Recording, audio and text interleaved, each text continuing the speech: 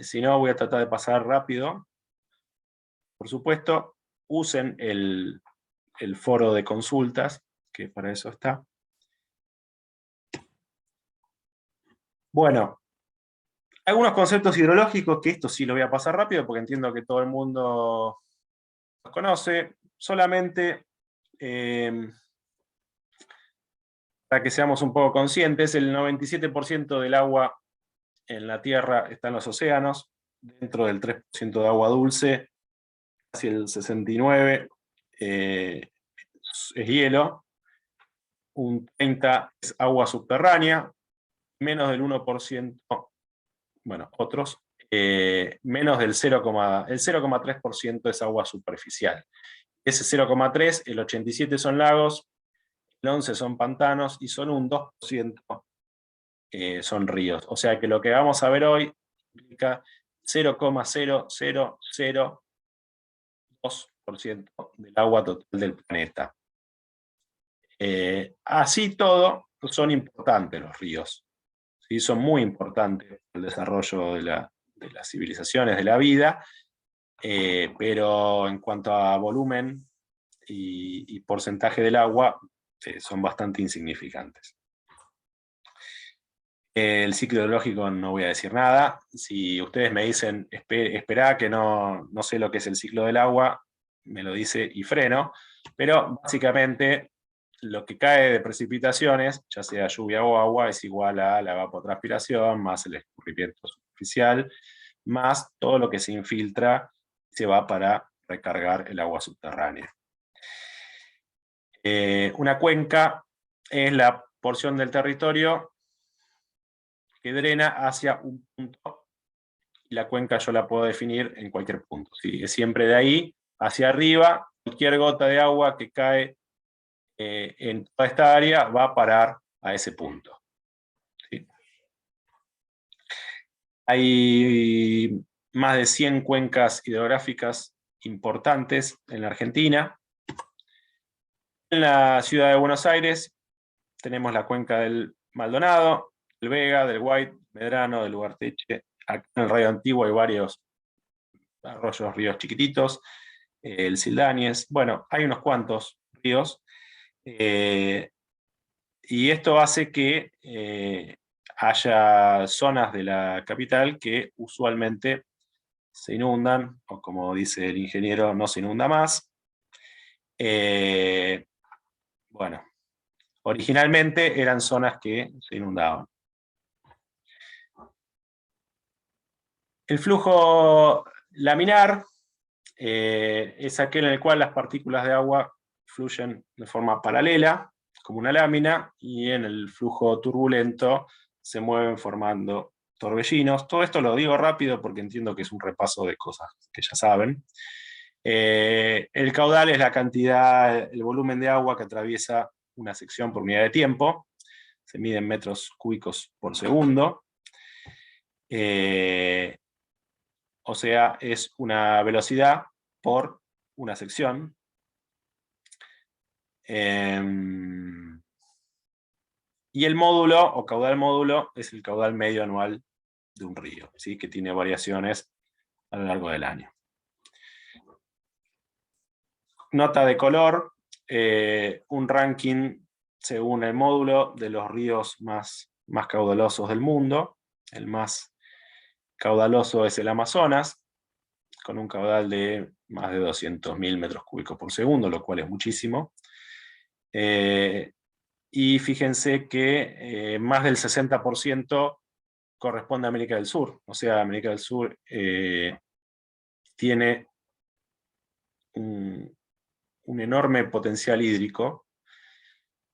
Y el Paraná es el 10º río en caudal del mundo, cerca de varios que están ahí muy con caudales similares. Si uno suma el Paraná y el Uruguay y dice, tomo el Río de la Plata, bueno, entonces queda quinto. Pero no está considerado el Río de la Plata. En realidad no es un río, pero bueno, está ahí. Esto es un hidrograma típico de una zona agrícola o de una zona no urbanizada. ¿Qué vemos acá? Esto es la cantidad de lluvia, esto es la cantidad de lluvia en el tiempo, las precipitaciones, y esto es cómo va creciendo el caudal después de una lluvia. ¿Sí? Llueve esta cantidad de agua en un corto plazo, en la cuenca el agua fluye superficialmente y se va infiltrando y empieza a recargar el río, y entonces el río empieza a crecer con un retardo, que el agua que cae en la cuenca tarda en llegar hasta el río, y este es el retardo, ¿no? El periodo de retraso, hasta que llega el pico del hidrograma, el pico de la crecida, y luego vuelve a bajar. En una zona no urbanizada, esto no hay valores, pero esto es un posible periodo de retraso en función de que el agua se va infiltrando, las plantas absorben parte del agua. En cambio, en una zona urbanizada tenemos esto, un periodo de retraso mucho más corto y un hidrograma mucho más empinado con un caudal mucho mayor. ¿Por qué ocurre esto? Porque al estar la zona urbanizada, está impermeabilizada la superficie del terreno, el agua no se infiltra o se infiltra muy poco, hay muy pocas plantas que absorban el agua y el agua corre mucho más rápido por el pavimento, por el hormigón, que por el suelo. Entonces el periodo de retraso es más corto y el caudal que llega es prácticamente la lluvia que se fue acumulando en todo este tiempo. ¿Sí? No se pierde prácticamente nada en el camino y llega muy rápido, con lo cual la posibilidad de alertar sobre una inundación en una zona urbana es mucho menor, las consecuencias son mucho más grandes que en una zona más natural, menos urbanizada. Lo mismo con otro dibujito, ¿sí? Una zona más virgen o rural, digamos, el agua llueve, se va infiltrando entre un 80 y un 100%, se infiltra, mucha del agua no llega al río, o por lo menos no llega a la superficie, ¿sí? Llega, se infiltra y va fluyendo hacia el río por debajo de la superficie, lo que puede generar un crecimiento del caudal, pero mucho más lento. El agua subterránea es muchísimo más lenta que el agua superficial, entonces va drenando de a poco, va alargando muy de a poco el agua hacia el río y el río crece mucho menos y en forma mucho más controlada. Cuando tenemos la superficie impermeabilizada, prácticamente no se infiltra nada, prácticamente todo el agua llega hasta el río y entonces el río se desborda. ¿Sí? Por otro lado, acá tenemos un río meandriforme, acá tenemos un río rectificado, o sea, este río es mucho más largo que este río no está invadido en sus márgenes como este. O sea, la urbanización de un cauce debe ser planificada teniendo en cuenta este tipo de criterios. Si uno canaliza el cauce normal del río, como en este caso, y después el río normalmente resulta que tiene una planicie de inundación, todo esto, uno esperaría que en algún momento crezca a este tamaño, ¿no? Y si encima impermeabilizamos la superficie, va a crecer seguramente más que eso.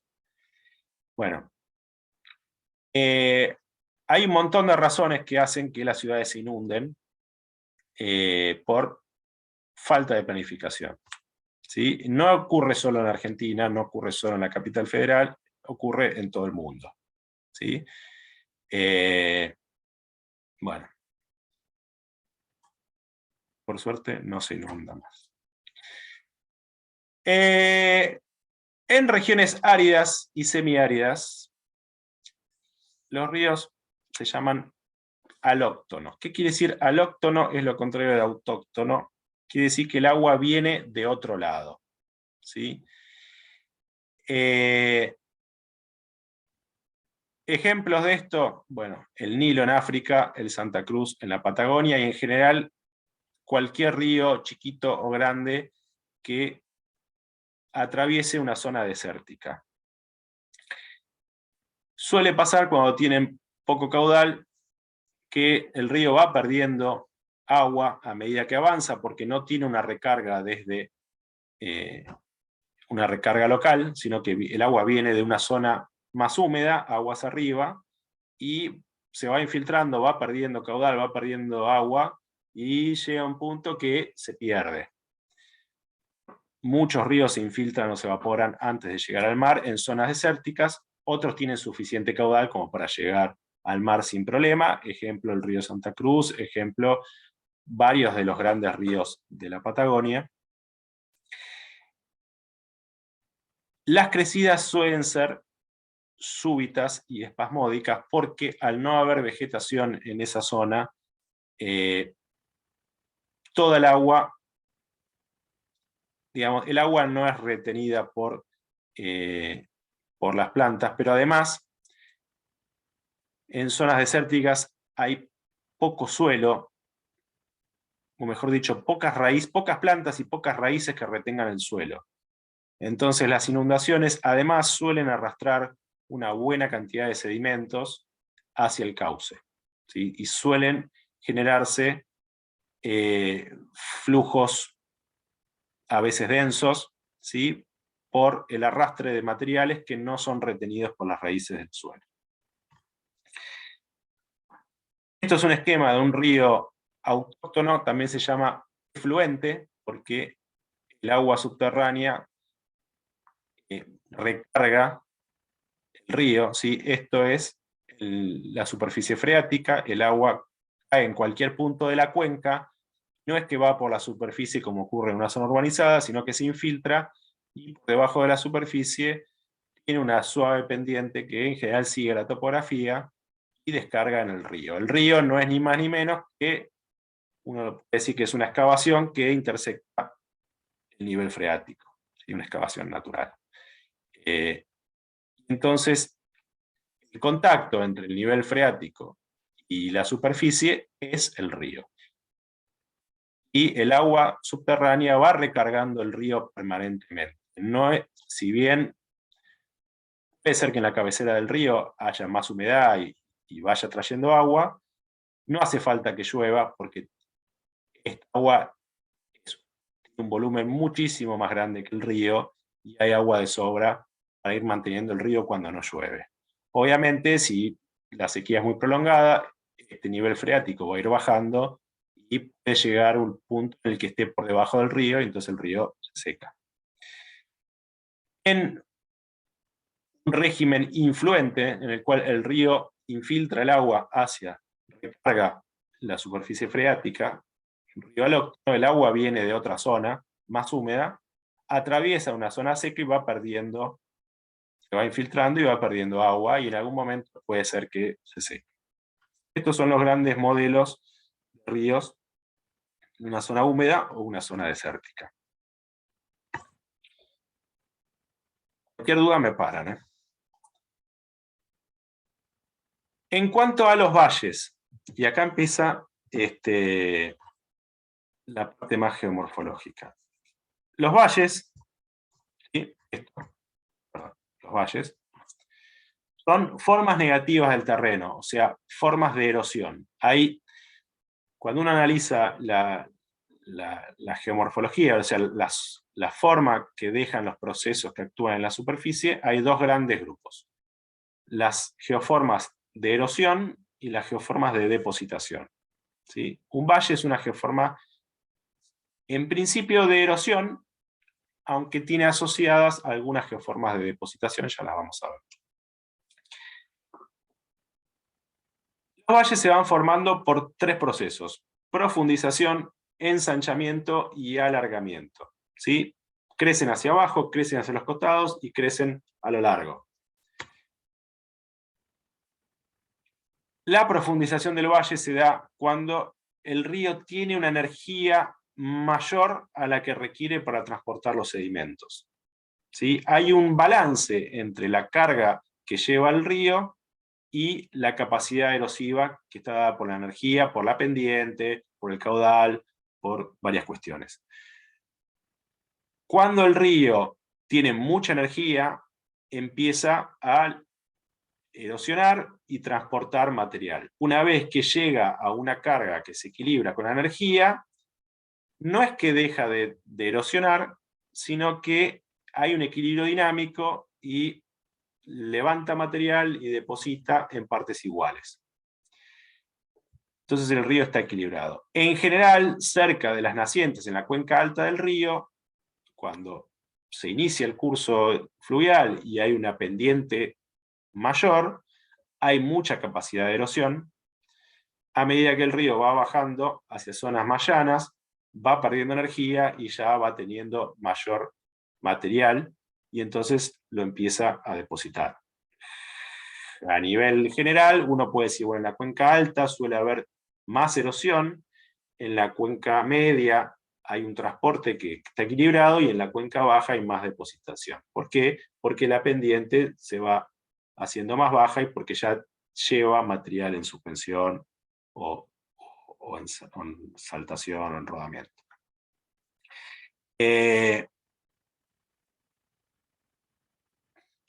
Y acá vemos algo, vamos a volver un poquito sobre esto. En función del tamaño de la partícula, ¿sí? Es para ríos la velocidad o la energía que necesito para erosionarlo. Por ejemplo, una partícula gruesa, yo necesito una alta energía, o sea, una velocidad, un caudal, una velocidad alta, para que entre en erosión. Si voy bajando la velocidad, voy bajando la energía, en algún momento se deposita, ya no tengo posibilidad de que siga arrastrándola, de que la siga transportando. Eso va disminuyendo con la granulometría hasta un punto en el que vuelve a aumentar la energía que necesito para erosionarla. Las partículas más finas. ¿Por qué? Porque sobre todo las arcillas se aglutinan, ¿sí? Y forman, floculan, ¿sí? Y forman agregados de partículas que son gruesos. Y entonces cuesta más energía erosionarlos. Una vez que entran en suspensión, se desagregan con el transporte y entonces vuelven a estar, vuelven a desagregarse, y entonces se mantienen en suspensión muchísimo tiempo. Fíjense que la velocidad que necesito para sedimentar una arcilla es prácticamente nula, o sea, tiene que haber una calma total. ¿Sí? Pero una vez que se deposita, flocula, se amalgama, se juntan, se aglutinan, y entonces necesito mayor energía para erosionarlas. Es lo que ocurre acá.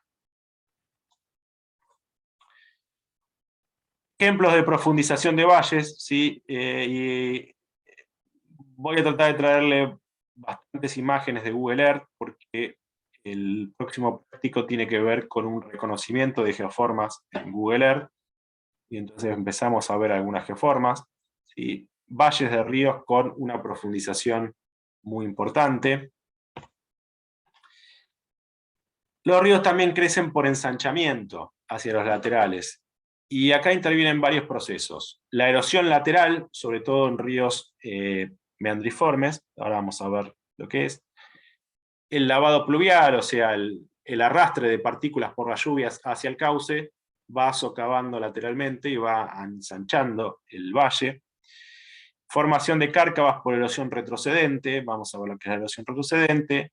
Bueno, la remoción en masa, la meteorización, los deslizamientos de las laderas que van producto de la gravedad y de la lluvia, van socavando los márgenes. Bueno, y la acción hidráulica de los ríos que llegan al cauce principal.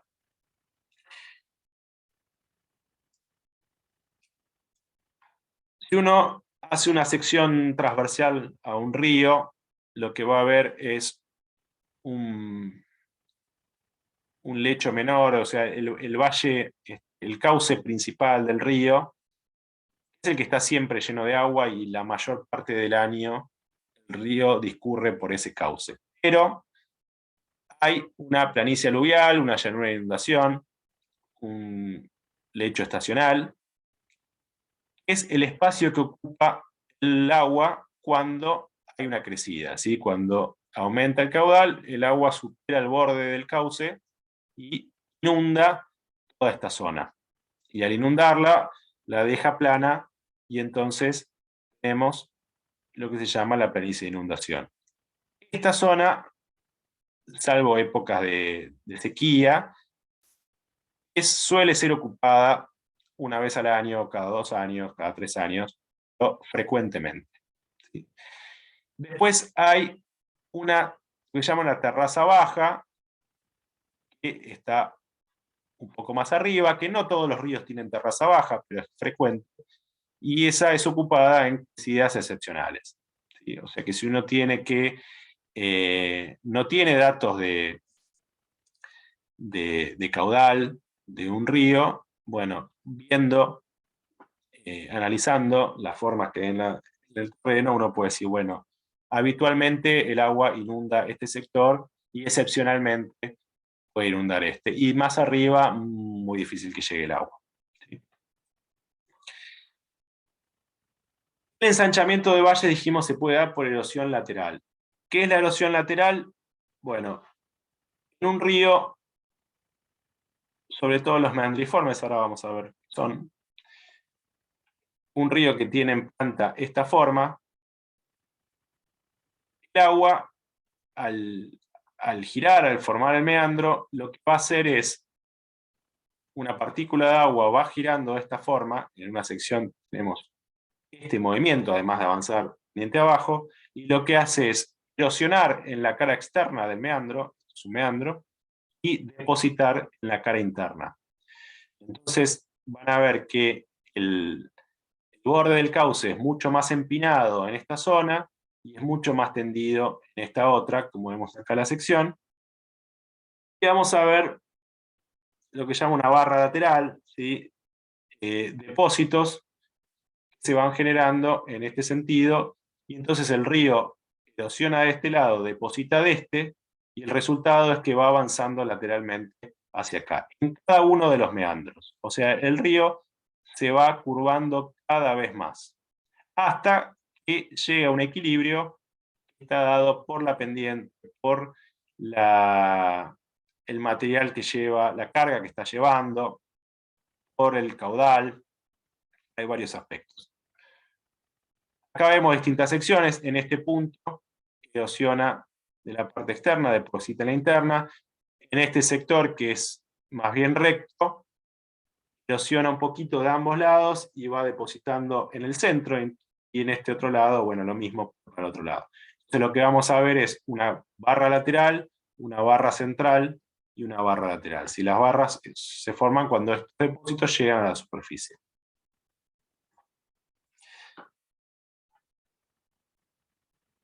A lo largo del tiempo, entonces el río se va a ir corriendo hacia este lado, hacia este lado, hacia este lado. Además de inundar toda la planicie, que en este caso la planicie de inundación sería todo esto, el cauce activo es este.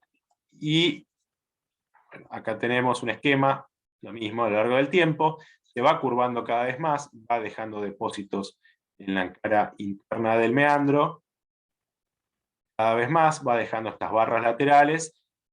Puede pasar que el meandro se haga tan curvado que en algún punto viene una crecida con mucha fuerza y lo que hace es pasa por arriba directamente y abre un nuevo curso. Este meandro queda abandonado y es lo que se llama una laguna en media luna. ¿Sí? Puede estar llena de agua porque el nivel freático en esta zona suele ser muy alto y esta es una zona más baja. A veces no tienen agua o depende de la época del año. Entonces se forma un nuevo cauce y este cauce vuelve a empezar a erosionar y va a generar otra vez estos meandros. Ejemplo, este es el Río Negro. Fíjense que hay un cauce actual que está bastante recostado hacia el este y hay un montón de cauces antiguos. Algunos tienen agua y los más viejos, los más alejados, ya no. Todos estos son antiguos cauces del Río Negro, que en una crecida puede ser que se inunde, no sé si todo esto es la planicie aluvial, habría que verlo bien, quizás algunos ya están en lo que se llama la terraza baja, pero por lo menos toda esta franja más húmeda están dentro de la planicie de inundación. ¿Sí? Entonces es una zona inundable. Y acá ven cómo va migrando un río más joven, ¿sí? Inicialmente con un cauce estrecho, cómo se va abriendo camino y va generando una llanura. ¿Sí?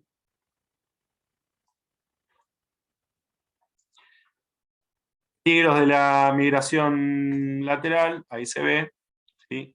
Va socavando, acá tiraron unos bloques para proteger, pero la vía quedó en el aire. Sí, muchas rutas están a la orilla de un río y requieren mantenimiento o requieren abrir un nuevo camino porque el río va erosionando y va comiendo, va descalzando la ruta. Un modelo de laboratorio, ¿sí? Que muestra cómo es la erosión lateral de un río a lo largo del tiempo, con sucesivas crecidas. Ahí lo rectifican el río y vuelve a generar los meandros. La curvatura de los meandros va a depender también de la pendiente. ¿Sí? A menor pendiente, mayor curvatura, mayor erosión lateral.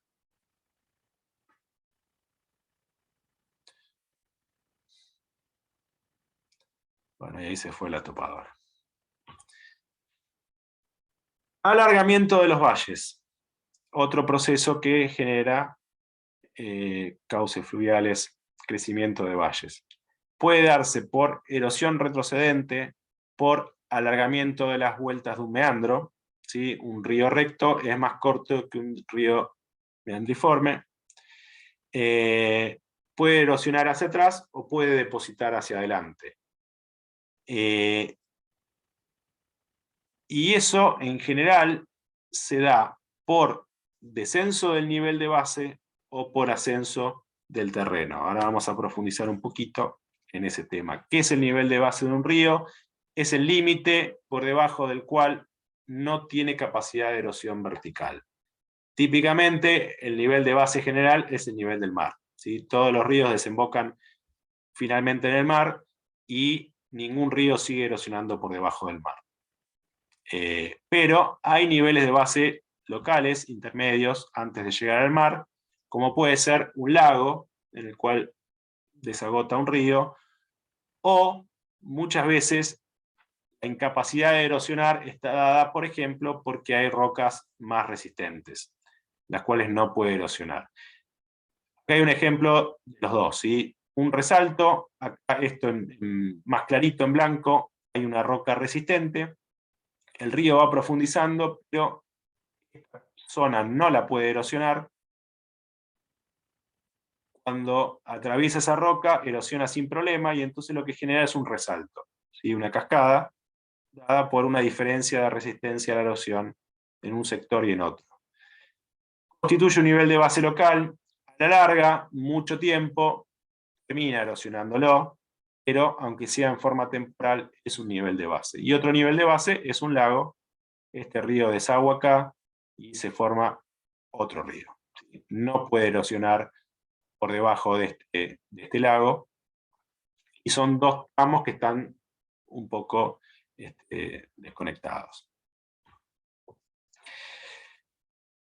Existe lo que se llama el perfil de equilibrio de un río. El río, cuando yo tengo una pendiente muy elevada, lo que va a hacer es erosionar el terreno, profundizar el cauce, hasta alcanzar un perfil longitudinal que tenga una forma en el cual la energía es óptima. O sea, un río muy vertical, una pendiente muy vertical, lo que hace es un río que tiene mucha capacidad de erosión. entonces empieza a profundizar.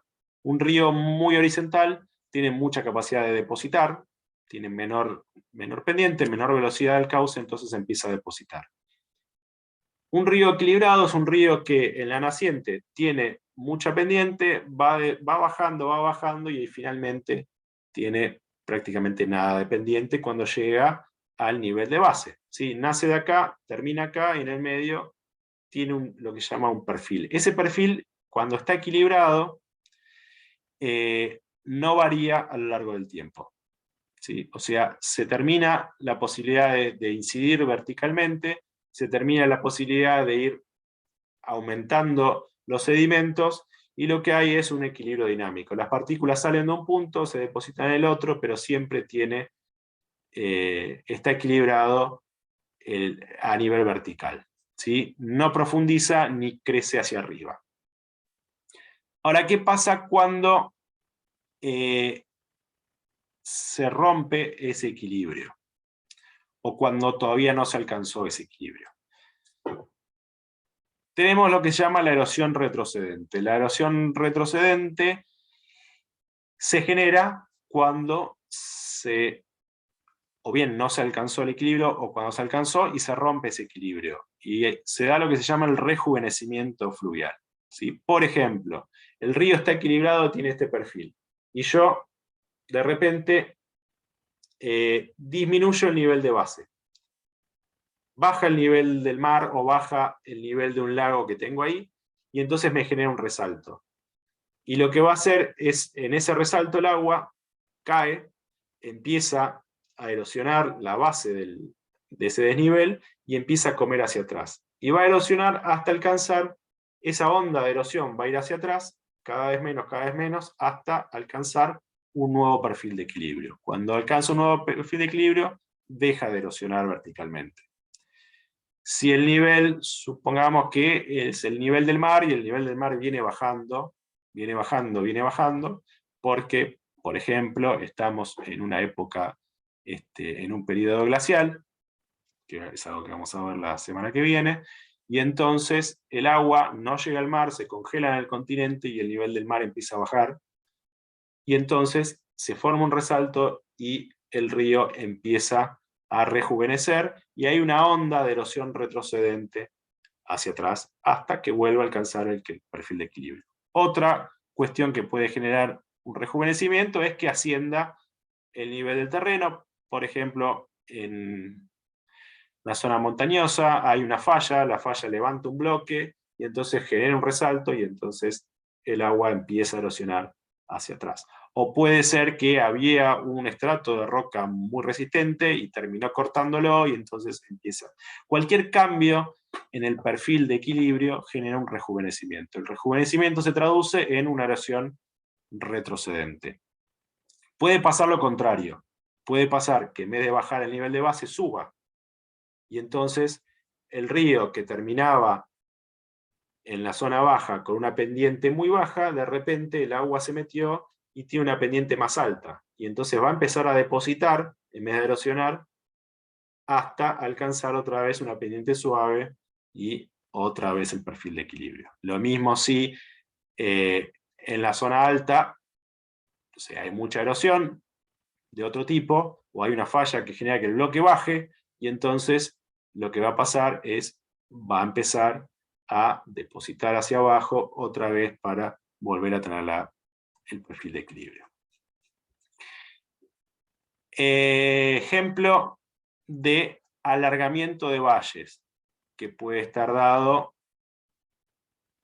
por ejemplo, porque aumenta el nivel del mar. Al aumentar el nivel del mar, desequilibra el perfil, y entonces empieza el río a depositar hacia el final más material. Eso es lo que ocurre en el delta del Paraná. Esto es una imagen de Google Earth, que lo pueden ver ustedes si quieren. Si uno va para atrás, en las imágenes anteriores, se llega hasta el año 84.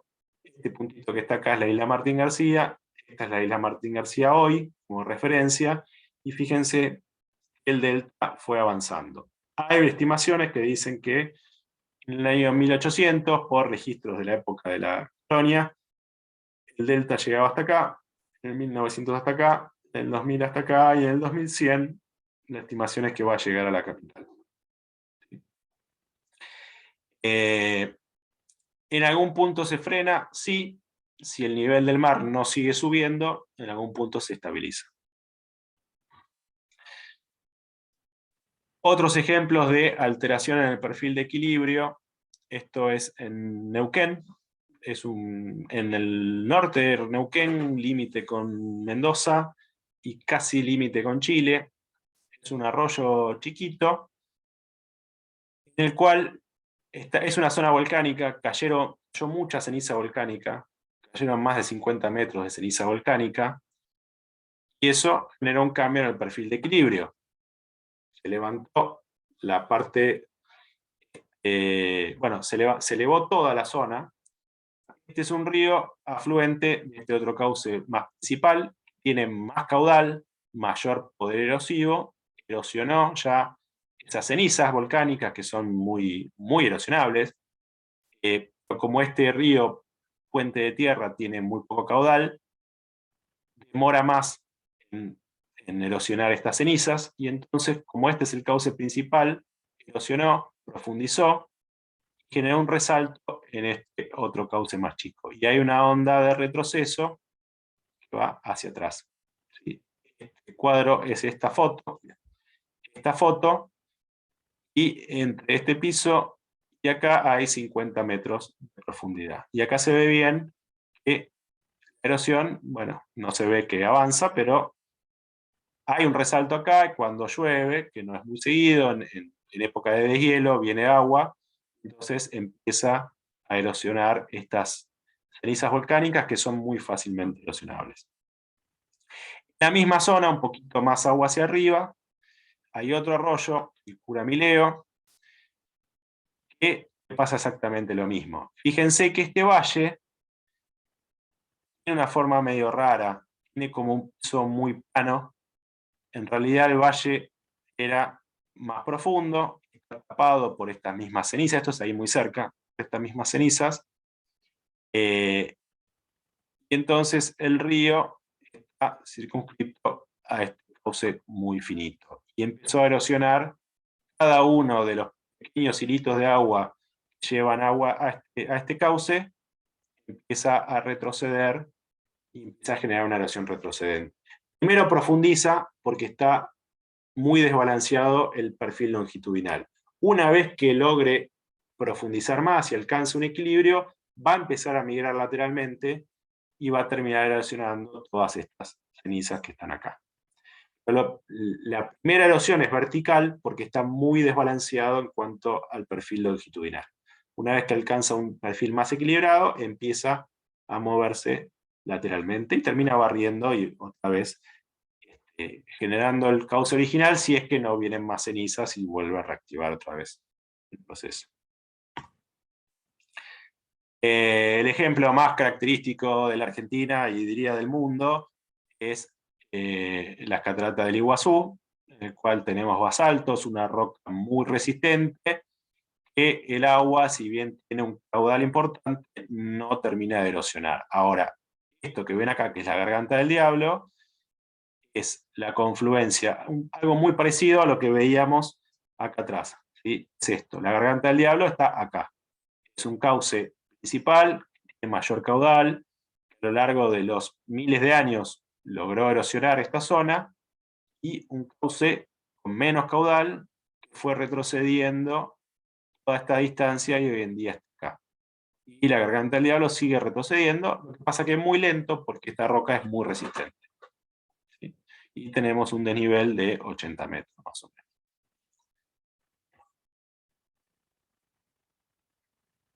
Otros ejemplos, ¿sí?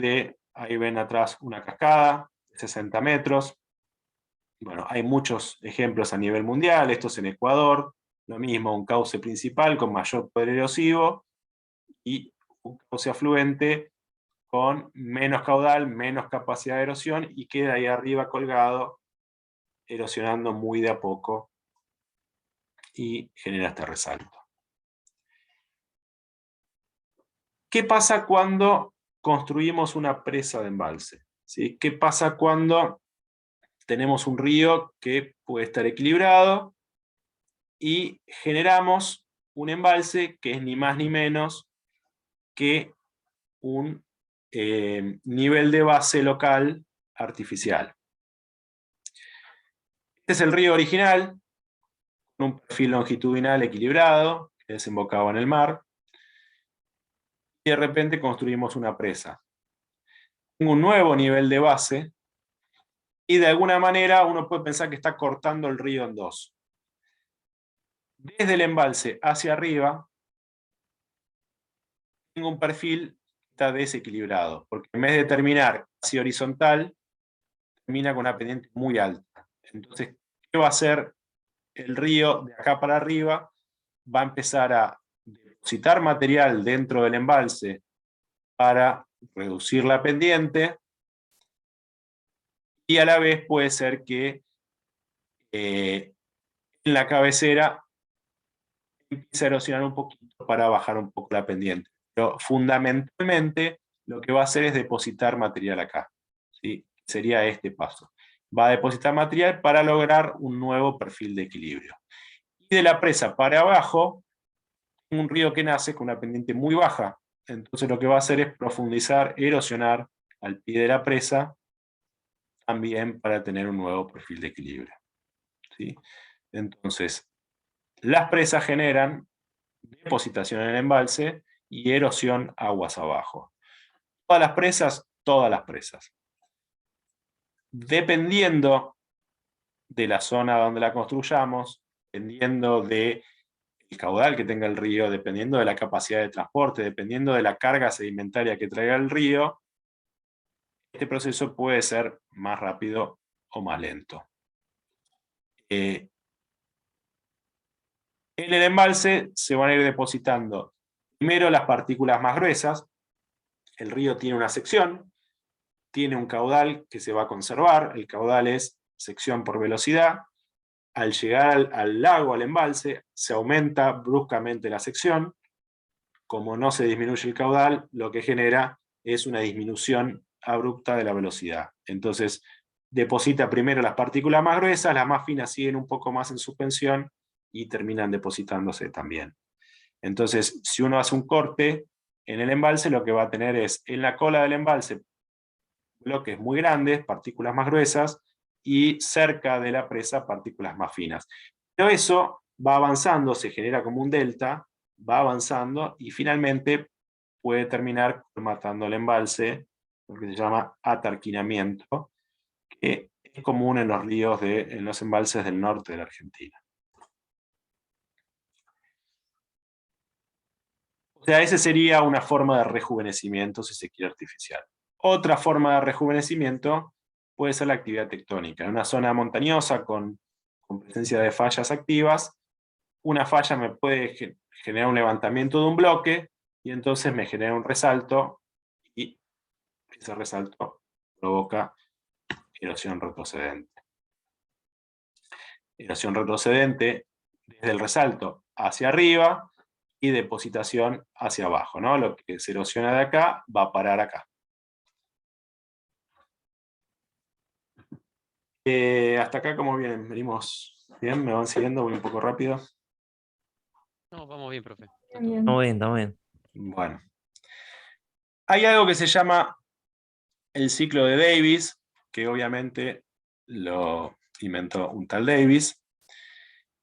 El ciclo de Davis consiste en asemejar un río, o sea, considera que el río tiene vida propia, más o menos, y clasifica un río en 3 etapas de su vida: la juventud, la madurez y la senectud o senilidad. Y cada uno de estos 3 etapas de un río tiene características propias. Un río joven es un río que tiene mucha potencia, mucha energía, mucha capacidad de erosionar. Genera valles típicamente en B, con muy poca o ninguna planicie de inundación, y como son ríos de alta pendiente, tienen mucho poder erosivo en vertical. Son ríos que todavía no alcanzaron el equilibrio y entonces erosionan en vertical y tienen poca migración lateral. Y como todavía no alcanzó el equilibrio, es muy común encontrar cascadas, rápidos, resaltos. Ejemplos de ríos jóvenes, fíjense, valles muy empinados en B, prácticamente o no tienen directamente planicie de inundación. ¿Sí? Más ejemplos. ¿Sí? Fíjense que el cauce está ocupado por agua, puede ser que en alguna época de sequía no, pero no tienen directamente planicie de inundación. Y tienen márgenes muy, muy empinadas. Un río maduro es un río que ya alcanzó el equilibrio y empiezan a migrar lateralmente. Empiezan a desarrollar una planicie de inundación, empieza a haber ya no tanta erosión vertical, sino más bien lateral. Y tienen un perfil más equilibrado. Ejemplos, ¿sí?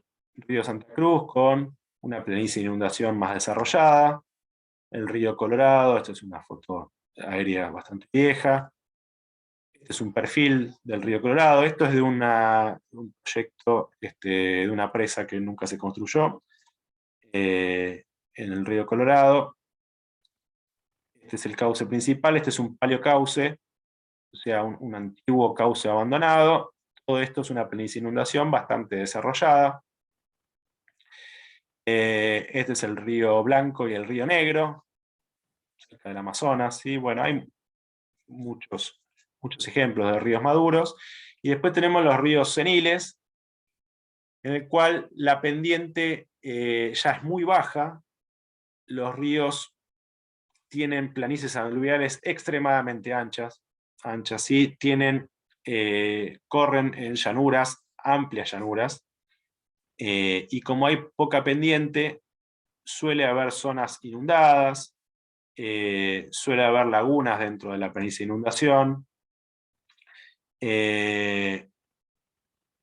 Típicamente en el Paraná y todos sus afluentes son ríos ya seniles, con planicies muy anchas, con lagunas dentro de la planicie, y con un relieve en general de llanura muy amplio. Una pregunta. Sí. Después de la senectud, ¿qué pasa? ¿Queda ahí el río? Si no hay cambios cambios que generen un rejuvenecimiento del río, por eso se llama rejuvenecimiento, porque lo que hace es pasar de algo maduro o senil a algo un paso más atrás, ¿no? Si, por ejemplo, baja el nivel del mar, se empieza a reactivar, empieza a haber incisión vertical, busca otra vez el perfil de equilibrio y rejuvenece el río. Okay. Si no, queda una amplia llanura que cada tanto se inunda y no mucho más. Dentro de un mismo río se pueden ver estos estadios, sobre todo si el río es un río bastante extenso, no si es un arroyo cortito, pero en un río extenso uno puede tener la cabecera, donde hay una pendiente más vertical, aunque haya alcanzado, o sea, esto es un río, puede ser un río senil, porque ya digamos, o maduro, un río que ya no tiene una incidencia vertical, pero, o sea, alcanzó su perfil de equilibrio este río. Sin embargo, en la zona de la cabecera, de la cuenca alta, tiene características de río joven, o sea, tiene un valle muy abrupto, tiene poca o nula migración lateral. En la zona media tiene una planicie de inundación más desarrollada, y en la zona baja es una zona más inundable, de baja pendiente. ¿Sí? Y uno podría decir, bueno, se dan las tres fases en el mismo río, pero es un río que ya alcanzó el equilibrio. ¿Sí? No es un río que hoy en día esté profundizando verticalmente. Y en esta zona predomina la erosión, que hay mayor energía. En esta zona predomina el transporte y en esta predomina la sedimentación.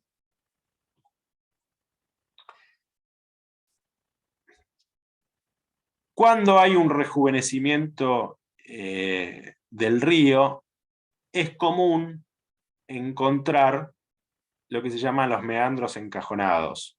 O sea, la erosión vertical supera la migración lateral, porque hay un rejuvenecimiento. Este río estaba en una etapa de migración lateral, estaba en una etapa madura, pero, por ejemplo, bajó el nivel del mar, o bajó el nivel de base, y entonces empezó a incidir verticalmente y dejó de migrar en forma lateral. Y quedó esto, un río con meandros encajonados. ¿Sí? Una vez que se estabiliza el nivel de base, puede ser que el río vuelva a migrar lateralmente, pero ya generó un corte. Bueno, hay varios ejemplos, sobre todo ahí en la zona del río Colorado en Estados Unidos.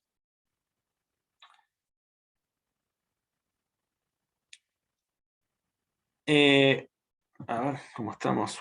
Venimos medio lentos. Hay algo que se llama el diseño de la red de drenaje. El diseño es, acá cambio completamente de tema, el diseño es la trama, no la textura, la estructura, si se quiere, que tiene la red de drenaje de una cuenca. No un río, sino toda la red de drenaje. Y está relacionado con la resistencia del terreno, la heterogeneidad o homogeneidad, la anisotropía, y en general con las características resistentes del terreno. Y nos da una idea de qué tipo de materiales podemos llegar a encontrar y qué estructura geológica podemos llegar a tener. Una idea, una idea. Y hay distintos diseños de drenaje, y los voy a pasar rápido. El diseño dendrítico es el más común, que se da cuando no hay un control estructural, cuando la resistencia del terreno es homogénea, cuando tenemos rocas homogéneas e isótropas, como pueden ser, más que isótropas homogéneas, pueden ser rocas sedimentarias horizontales, pueden ser rocas ígneas, ¿sí? En la cual no hay una zona que sea más resistente que la otra, y entonces los ríos se ramifican en forma dendrítica, o sea, como si fueran hojas de un árbol, de esta manera. ¿Sí? Esto es lo típico cuando tengo un suelo homogéneo, una roca que no tiene grandes variaciones. Después tenemos el diseño enrejado, en el que se dan cauces paralelos o más o menos paralelos, que están alineados a estructuras que pueden ser, bueno, ya vamos a ver lo que es el rumbo, pero la orientación de los estratos, cuando no son horizontales, ¿sí? Fisuras dentro del macizo rocoso, son característicos de rocas sedimentarias que están inclinadas y algunas rocas no sedimentarias que tienen un patrón de fisuración paralelo y marcado.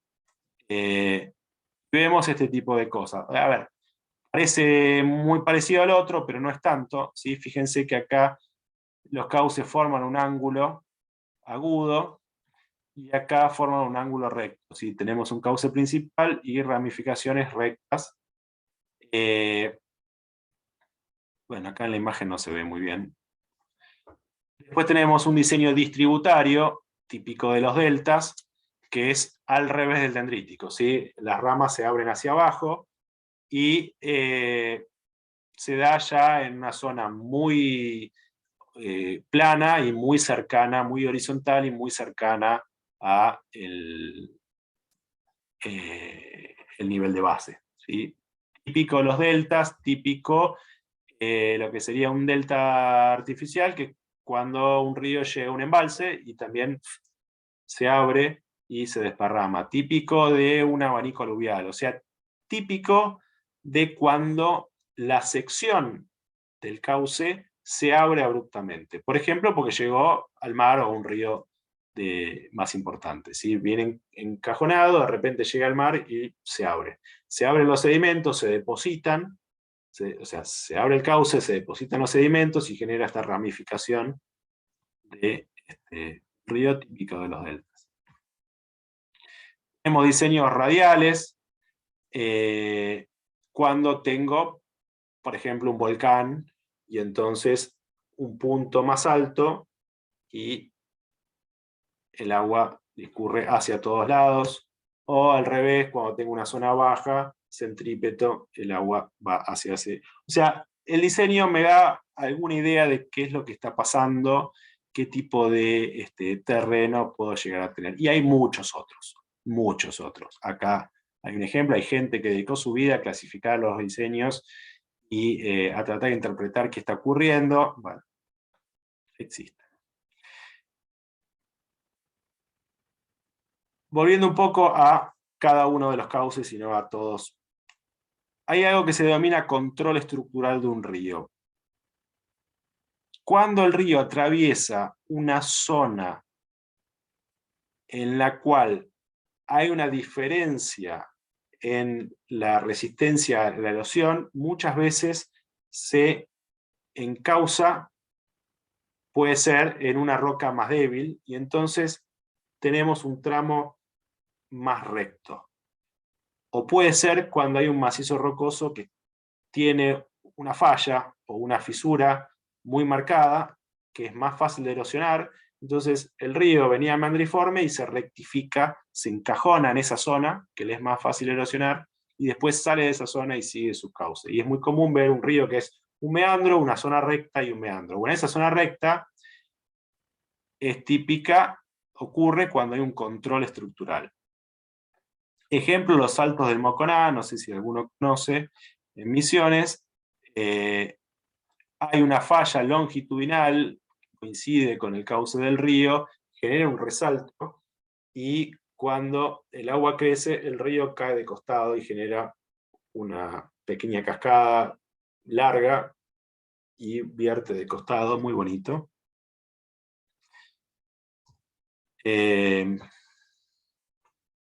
Eso es el control estructural. Hablamos del diseño, vamos a hablar ahora del hábito fluvial. Disculpen que voy rápido, pero todavía quedan bastantes temas. Hay 4 tipos de hábito y algunos intermedios, pero estos son los principales. Un río puede ser, dependiendo del grado de sinuosidad y dependiendo de los canales que hay dentro del cauce, puede ser recto cuando tengo un único canal con baja sinuosidad, puede ser meandriforme cuando tengo un único canal muy sinuoso, puede ser entrelazado cuando tengo muchos canales dentro de un mismo cauce bastante recto, como sería este el caso, o anastomosado cuando tengo muchos canales muy sinuosos.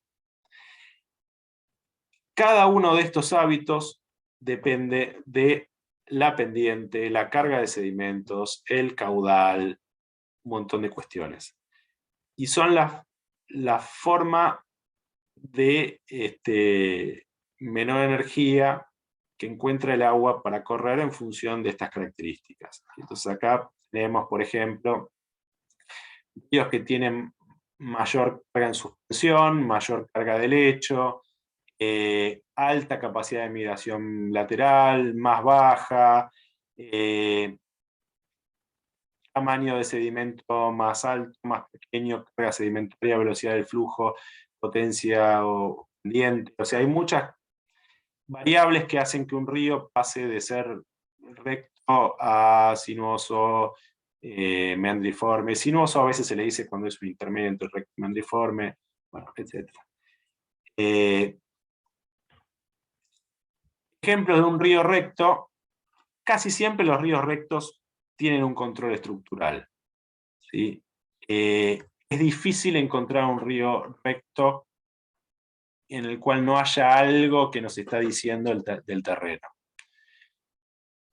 Este es un tramo del río Colorado, la Pampa Río Negro, en el cual está marcadamente recto. Sin embargo, cuando uno sale de esa zona, que atraviesa unas sierras que están muy fracturadas, el río toma esta forma, bien meandriforme. Entre esta zona y esta otra hay pocos kilómetros de diferencia. Y la diferencia está en que es una zona de rocas débiles y la otra es una zona de rocas más resistentes que el río se mete en una fisura. Como dice acá, un mismo río puede ir cambiando de hábito. Río entrelazado, ¿sí? Más o menos recto, pero tiene muchos cauces o más de un cauce dentro del río. O sea, se forman estas islas dentro del cauce. Y un río anastomosado, en el cual hay muchos cauces y muy sinuosos.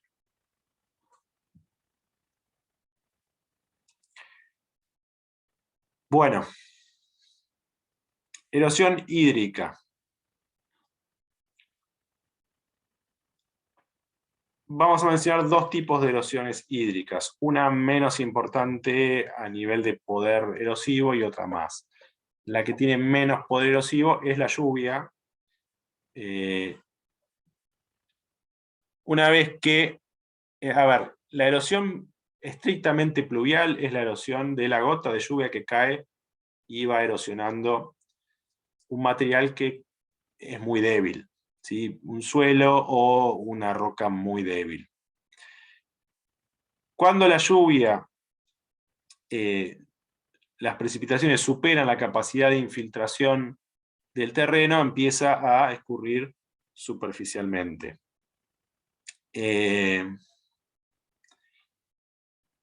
La capacidad de erosión del agua superficial va a depender, obviamente, de la resistencia del terreno, pero también de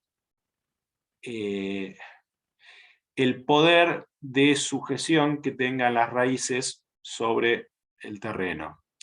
Si es una zona húmeda, en general hay plantas que tienen raíces que agarran por lo menos la primera capa de suelo, y eso disminuye bastante la erosión superficial.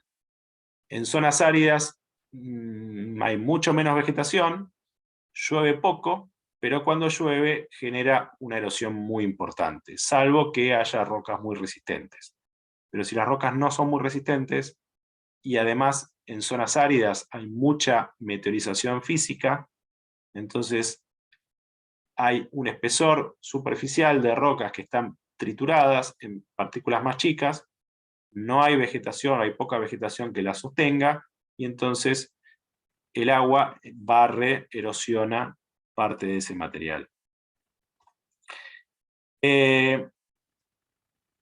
Ejemplos de erosión pluvial,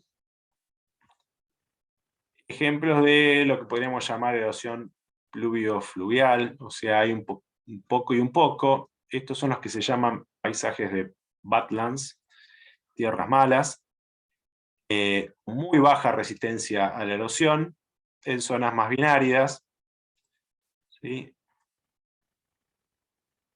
Esto es en Santa Cruz, o sea, se da tanto en el norte como en el sur. En todos los casos hay un macizo rocoso muy débil, muy erosionable, y genera estas líneas de erosión preferencial. Bueno, de esto ya hablamos, ¿sí?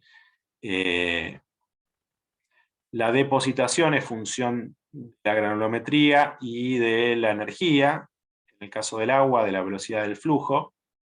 Mientras más velocidad en el flujo, se van a depositar partículas más gruesas, las partículas finas entran en suspensión y se van, pero para que una partícula fina entre en suspensión se necesita más energía porque flocula y se aglutina.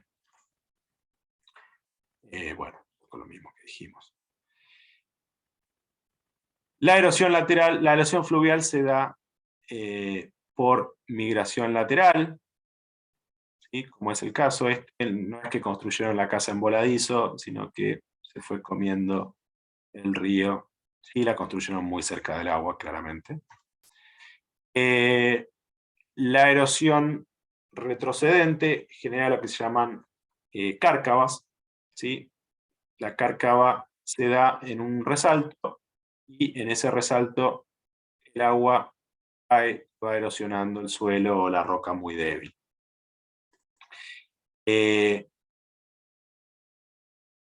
La deforestación y la explotación agrícola, o sea, la remoción de la cobertura vegetal natural, genera un aumento exponencial en la erosión fluvial, ¿sí? En la generación de cárcavas. No solo en la erosión fluvial, sino en la generación de flujos densos. Y eso es típico de algunas zonas de Jujuy, de Tucumán, donde hay una sobreexplotación, de Tucumán sobre todo, hay una sobreexplotación agrícola, hay una deforestación muy fuerte, y entonces, y además, y eso está combinado con un macizo rocoso y un suelo muy erosionable. Entonces, al eliminar los árboles, es una zona húmeda, Tucumán, pero al eliminar los árboles y las plantas que tienen una cierta edad, que tienen raíces profundas, entonces el suelo queda descubierto y al llover el agua arrastra ese suelo y va generando en muchos casos flujos densos que terminan siendo un peligro para las poblaciones que están aguas abajo. Un ejemplo de erosión por rejuvenecimiento, no sé si alguno conoce la cascada del Saladillo, yo la conocí hace poco. Es una cascada bastante importante y está en Rosario. Uno cuando habla de cascadas piensa en zonas montañosas, pero no siempre es así. El río Saladillo es el que divide Rosario de Gobernador Galvez, que es la ciudad que está justo al sur, y desemboca en el Paraná, ahí muy cerquita. El Paraná evidentemente bajó su nivel, o viene bajando desde hace algunos años, y eso generó un rejuvenecimiento fluvial. En esta zona hay suelos con tosca un cierto porcentaje de carbonato, son suelos un poquito más duros que los de los arroyos que están alrededor, y entonces esa cascada se conservó bastante tiempo hasta el 2017. Esto es una imagen de Google Earth, donde está la posición de la cascada en julio del 2015. En agosto del 2015, la cascada está en una posición más atrás. En enero del 2017 está bastante más atrás, y en marzo del 2017 está mucho más atrás. ¿Sí? Aparentemente, durante una crecida, retrocedió casi 500 metros esta cascada. ¿Cuál es el problema? Esta es la avenida de Circunvalación, como la General Paz de Rosario. Acá hay un puente que es uno de los accesos a Rosario. Hay muchos accesos, este es uno importante. Acá está el puente de la avenida de Circunvalación y un poquito más atrás está el puente ferroviario. Hoy en día el puente este está a 180 metros, y piensen que si retrocedió 500 metros en 2 días, bueno, se detuvo ahí porque hay algún banco un poquito más duro, pero no mucho más, no son basaltos como las cataratas del Iguazú, son suelos. Y acá hay un cierto temor no infundado de que este puente desaparezca en la próxima crecida. ¿Sí? Es un puente que tiene una cimentación superficial, está apoyado solamente. Bueno, hoy en día hay un proyecto para estabilizar la cascada y para submurar este puente para generar una cimentación profunda. Bueno, es un caso interesante de erosión fluvial por rejuvenecimiento que afecta una obra importante para Rosario, que es una de las ciudades más importantes del país. ¿Cómo puedo controlar la erosión? Bueno, hay distintas estrategias que apuntan a distintas cosas. La principal y la más importante es el control de la deforestación y la reforestación en zonas que ya fueron deforestadas. Esto funciona cuando tengo deforestación, ¿no?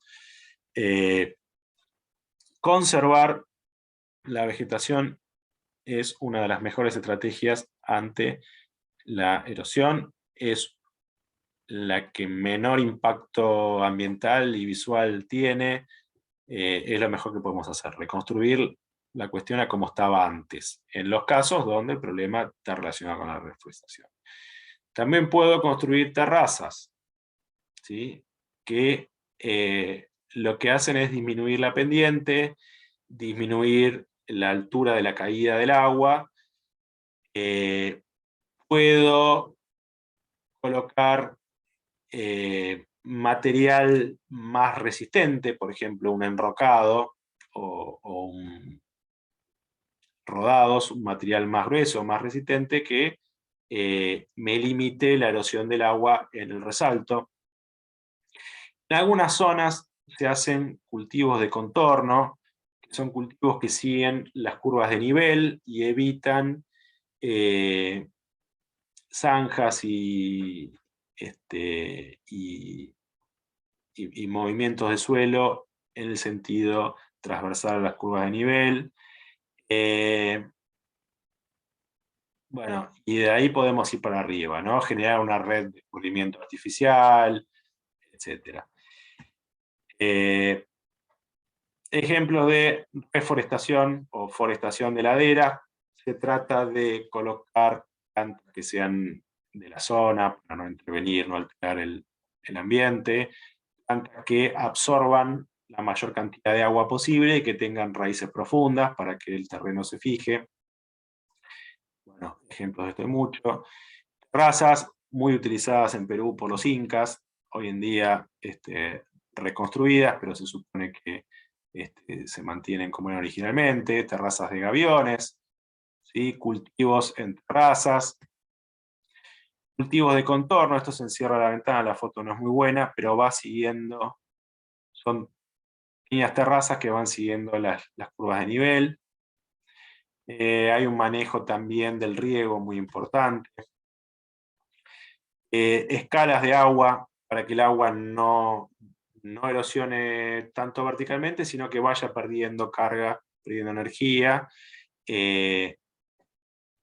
Muchas veces el agua se encausa y se revisten los cauces artificiales con grava para que no se excavan directamente el suelo, sino que se lo revisten grava para que no siga profundizando la erosión. Lo que se llama zanjas en espina de pescado. Esto es cuando quiero controlar una zona en particular que está inestable o que tengo una casa construida acá abajo. Entonces lo que hago es manejar el escurrimiento y direccionarlo hacia los costados, evitando saturar esta zona, que es una zona inestable. Y acá ya empezamos a mezclar un poco con lo que es remoción en masa, que vamos a verlo más adelante. Ya ir cerrando, hablamos de erosión, el transporte. El transporte fluvial se da por distintos tipos. En solución, ¿sí? La carga disuelta cuando las partículas son más bien finas. En suspensión, también partículas tirando a finas en función de la velocidad y de la pendiente. Y las partículas más gruesas van arrastre, rodado y saltación. Y esto es típico lo que vemos en un conglomerado, cuando los clastos están bien redondeados, fue porque fueron rodando, fueron salteando, se fueron golpeando unos con otros, y entonces a medida que el río lo va llevando, lo va redondeando cada vez más. Un típico depósito en el cauce de un río, voy a tener, bueno, depende de la velocidad, pero puedo tener rodados, puedo tener arenas, y en las planicies de inundación suelo tener material más fino.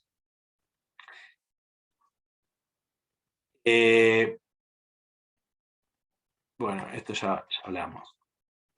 Los depósitos fluviales se suelen llamar aluviales. Cuando uno habla de aluvial, habla de... es un término un poquito más general que fluvial, y habla de toda agua que escurre por la superficie, no necesariamente asociada a un curso fluvial, pero casi siempre, digamos. Las partículas se depositan cuando baja la velocidad del agua que las transportaba, entonces ya el agua no tiene capacidad de transporte y se deposita y ya queda depositada. Y esto puede ocurrir por muchos factores, porque el río llegó a una zona de menor pendiente y entonces baja, se ensancha, baja la velocidad y entonces deposita, o, por ejemplo, cuando crece el río, un poco ya hablamos de esto, el río viene una crecida, aumenta el caudal, crece, se sale del cauce, entonces aumenta la sección, y al momento de aumentar la sección, por conservación del caudal, reduce la velocidad. Entonces se deposita. ¿Y cómo va a depositar? Apenas sale del cauce, deposita lo más grueso, y lo más fino sigue en suspensión, y ya cuando la sección es muy grande, baja mucho la velocidad y decanta. Entonces, si uno hace un corte transversal a un río, lo que va a ver son los albardones, que son los grandes bloques y rodados más gruesos en los costados como cordones en los costados del cauce, y a medida que se va más hacia afuera, material arena y material cada vez más fino, arcillas. Entonces, en una planicie aluvial, bueno, un poco lo que dijimos, voy a encontrar, a medida que me alejo del cauce, material fino. Material fino que suele estar saturado, y entonces voy a tener humedales, son zonas muy buenas para los cultivos, muy aprovechadas, pero obviamente cada tanto se inundan, ¿sí? Esto es lo que les decía. El cauce en condiciones normales, cuando crece, se eleva el nivel, aumenta la sección, disminuye la velocidad y se deposita todo el material grueso en los costados. Cuando el agua baja, tengo material fino, que quedó esto inundado, el agua se estanca y entonces ahí empieza a depositar el material fino. Esta es una foto parecida a la otra. El Río Negro tiene una llanura de inundación muy importante. Una geoforma que puedo ver en una gran cantidad de ríos son las terrazas fluviales. Las terrazas son antiguas planicies de inundación que hoy en día el agua no las inunda, salvo la terraza baja, que en alguna crecida extraordinaria, el resto puede haber distintas terrazas, no se inundan. ¿Qué es la terraza? Una planicie aluvial, el río profundizó por rejuvenecimiento, se equilibró el perfil longitudinal, volvió a erosionar lateralmente y dejó una planicie colgada ahí arriba, en la cual ya no va a llegar nunca más ahí, y es lo que se llama terraza. Si esta es la planicie aluvial, el río profundiza, se estabiliza, vuelve a migrar lateralmente y me deja una terraza. Vuelve a pasar lo mismo, me deja una segunda terraza. ¿Sí? Y es muy común en los ríos ver terrazas hacia los costados que ya no van a ser inundadas. No es que hay una crecida extrema que llega hasta acá arriba, están inactivas, pertenecen a otra configuración que ya no existe más. ¿Sí? La planicie aluvial, y a veces las terrazas las tengo de los dos lados, puede ser que las tenga de uno solo, si el río migró lateralmente y me la barrió, pero si no tengo esto. Ejemplos de terrazas, bueno, no sé si llega a ver bien, esta es una terraza, ¿sí? Este es el río, esta es su planicie de inundación, y esto está bastante más arriba, y ya no va a llegar nunca hasta acá. Y de este lado fue migrando y ya la barrió. Esto cerca de la Cueva de las Manos, una terraza, dos terrazas, y el río está ahí abajo. Está bastante más alto, no es que el río va a llegar hasta acá arriba, ya no llega más. Eso, perdón, ¿eso Sí. significaba que el río en un momento estaba ahí arriba? El río estaba acá arriba y esta era la planicie de inundación del río. Luego hubo un rejuvenecimiento, supongamos que bajó el nivel de base, el río empezó a cortar verticalmente. Cuando rejuvenece no migra más lateralmente, porque tiene un perfil muy desequilibrado, entonces lo que hace es volver al perfil de equilibrio y ahí vuelve a migrar. Entonces, incidió verticalmente, luego erosionó por el costado, volvió a pasar lo mismo, otro evento baja a nivel del base y hoy en día está ahí abajo. Esta es una terraza inactiva, esta es otra terraza inactiva. Ok. En esta imagen, Río Santa Cruz, esta es la planicie de inundación, y acá vemos una terraza. A veces no son tan fáciles de ver, pero bueno, acá hay un resalto, ¿sí? Esto es una planicie, es una terraza plana, pero está una cota bastante más alta que ya el río no llega. Acá hay otra planicie, otra terraza, ¿sí? Acá hay una terraza, acá hay otra terraza, el río va por allá, acá hay otra terraza. Esta puede ser una terraza baja, quizás esta sí llega en alguna crecida, pero obviamente hasta acá arriba no llega. Otra cosa que ocurre cuando se ensancha repentinamente la sección, cuando yo tengo una quebrada, una zona montañosa, el río baja por esa pendiente, y de repente llega a una planicie aluvial de otro río. Supongamos que acá hay un río, esto es la planicie de inundación, o sea, erosionó lateralmente hasta acá, este arroyito cuando llega, tiene una sección, un cauce muy chico, cuando llega, amplía la sección de golpe, deposita en forma de abanico, lo que se llama abanico aluvial, ¿sí? Con un diseño como los de los deltas, ¿sí? Desparrama el material, y de la misma manera, en esta zona, apenas se ensancha la sección, voy a tener el material más grueso, que es el primero en depositarse, el resto sigue en suspensión y se termina depositando lo más fino acá, ¿sí? Y deja este típico abanico aluvial. Los abanicos aluviales están asociados en zonas áridas a lluvias que vienen una vez cada tanto, poca vegetación, material fino, material poco resistente, arrastra mucho material y lo deposita. Son peligrosos estas zonas, porque si uno tiene la casita acá, cuando viene una crecida, lo tapa el sedimento. ¿Sí?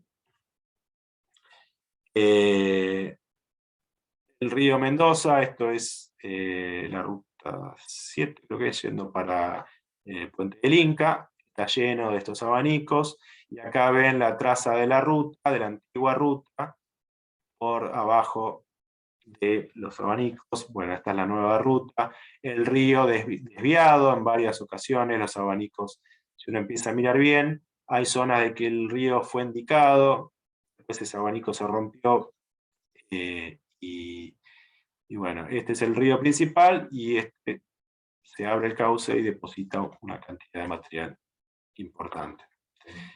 Esto es el lago Posadas, también otro abanico aluvial. Al llegar al lago, ¿sí? Fue depositando uno sobre el otro, esto es como una especie de delta, abanico, ¿sí? Una mezcla entre un delta y un abanico. Bueno, del atarquinamiento ya hablamos, cuando un río llega a un embalse artificial, va generando un delta, el material más grueso se deposita en el ápice, lo más fino va en suspensión y se termina depositando. Genera lo que llaman las corrientes de turbidez, que son flujos densos por debajo del embalse. A la larga termina atarquinando, termina colmatando el embalse. Las presas tienen casi todas uno o varios descargadores de fondo, que son conductos que lo que hacen es ir limpiando de sedimentos, además de descargar agua cuando hay una crecida, van limpiando de sedimentos, uno abre el descargador de fondo y va limpiando de sedimentos este sector. Pero los descargadores de fondo tienen un radio de acción bastante limitado. O sea, limpian lo que está en los alrededores del descargador, pero no vacían el embalse de sedimentos. Y a la larga se termina colmatando igual. Es Alcadillar, en Tucumán, colorcito marrón, es una gran cantidad de sedimentos. No está totalmente colmatada, pero está cerca. Si hablamos de sedimentación, el río Bermejo es uno de los ríos con mayor carga sedimentaria del mundo. Es el responsable del colorcito marrón del río Paraná y del río de la Plata. Y hay muchos proyectos de represamiento del río Bermejo. Me tocó estudiar uno que le llaman el pescado. Hay pescado 1, pescado 2, pescado 3, varios pescados. Es un río, es una presa que tiene una vida útil menor a 5 años. O sea, las estimaciones son que en 5 años, si se construye la presa, se colmata completamente y ya no sirve para nada, con lo cual nunca se construyó, pero cada tanto algún gobernador reflota la idea de generar obra pública y es rápidamente descartado. Bueno, a ver cómo estamos. Bueno, no me atrasé tanto.